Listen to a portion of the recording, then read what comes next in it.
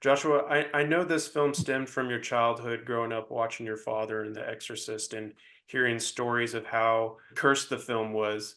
Considering the film on one level is about forgiveness, whether for oneself or others, do you feel like going through the motions of this narrative allowed you to exercise anything that you needed, or have you long had a healthy relationship with everything that you explore in this film?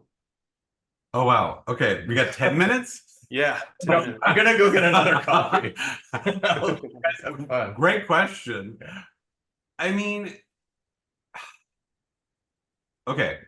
I think ultimately when you try to enforce hoping to have a catharsis at the end of a creative process, you're sort of expecting too much of the process and too much of the work itself. Mhm. But I can honestly say getting this movie done was incredibly rewarding in the end for multitude of reasons, not just personally or psychologically and or creatively, but there's a lot of demons, literally and figuratively, in this movie that the characters are dealing with.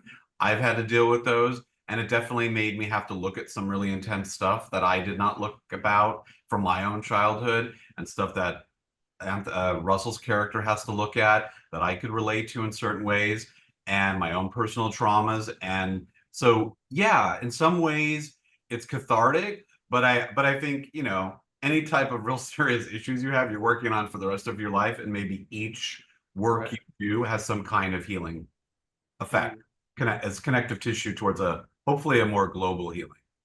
Right, right. Is there anything that surfaced in the making of this film, some question perhaps you couldn't articulate at the time or didn't think to ask that you wish you could ask your dad now? Wow. I need a couch, and Yeah. these are great questions. We're coming in Wow. hot. This is like the top Uh, of the day. um, okay, let me think. When he went into rehab, he filled out a questionnaire that I found decades after the fact in these files, and it listed all the reasons why he had gone into rehab and why he sought help. And for me, as the son of a dad who was struggling with addiction, which is something I can relate to as well, I wish we had had more conversations about that. I wish I understood where his demons came from more. I wish there was more openness about those kind of conversations, like the conversations that don't exist between Russell and Ryan in our film. I wish I'd had more dialogue with him about that so I could understand the roots of a lot of those things. And I think any kind of open conversation allows for some kind of processing that hopefully leads you to a better relationship with the people you love. That said, I when you asked me that question, one of the first things I said to him was, how did you survive Hollywood and why didn't you? Because I think in a lot of ways, Hollywood and fame and making movies sort of was an impossible Sisyphean effort to try to sort of reconcile. And he had a really hard time being in the shadow of that famous movie. And I would like to understand more why that was so hard for him. Yeah. What do you think he would have said about the film? I think he'd be really proud. I live on the beach where he lived making this movie and post promoting it, and I didn't even know when I first got this place that it was down the street from where he used to live with my mom. So it's a strange kind of full circle of being in Los Angeles at the beach in the same place he is, and I think he would be proud that Mark and I fought for our vision as hard as we could. We didn't get everything we wanted, but we fought very hard in terms of working within a system where there's still a studio involved, and it's still your first film, and you're still having to make tons of compromises. But in the end, I think Mark and I are proud of what a lot of the essence of what we wanted to say is still held is still held into the film, right? Despite all the different challenges of making a movie. You both worked on one of my favorite genre deconstruction films, The Final Girls, which one could argue that this film also pulls apart and examines the process of making a horror movie, but in tonally different worlds. Did you see this as an extension of The Final Girls, but presented through a different lens? I mean, I think they have a little bit in common. Certainly, as meta narratives. I mean, I don't know. I don't know that we saw it as a continuation. so much as I remember, you know, Kevin Williamson being a fan of the Final Girls, and then those initial conversations about the movie. It was like, how, you know, what could we all do together that takes what started with the Final Girls and take it even further. I mean, I don't know. I mean, I guess it continues it in the sense that it's a relationship between a parent and a child, you know, Mhm. and that it plays in that arena. But I don't know that I would you say? I mean, in the way that it's a relative of Final Girls, is that I think we're like, when this movie was first presented and we were talking to Kevin, who we were great admirers of, we sort of said, well, we don't want to do an exorcism movie, A, because I'm not a huge fan of the genre, of that particular subgenre. I love The Exorcist, not just for the obvious reasons. I think it's just a perfect movie.